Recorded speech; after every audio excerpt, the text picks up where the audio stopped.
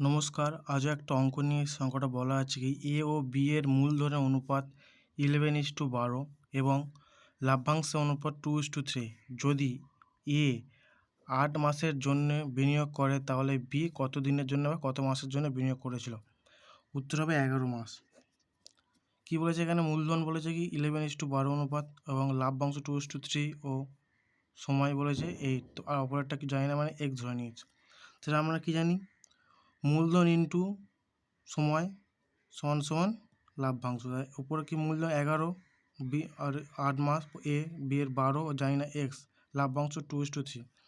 এটা সমাধান করে 2 আমরা জানি সমান সমান উপর কাটাবে 2 দিয়ে কাটলে 2 একে 2, 4 দুগুণে 8, 4 দিয়ে কাটলে 3 4 12, 3 দিয়ে কাটলে 3 3 কেটে গেল নিচে। তাহলে কি পড়ে থাকলো? এক্স সমান সমান 11। তাহলে উত্তর কত হবে? এক্স মানে কি ধরেছিলাম? সময়। তাহলে কত? এক্স সমান সমান 11। তো উত্তর কত হবে? 11।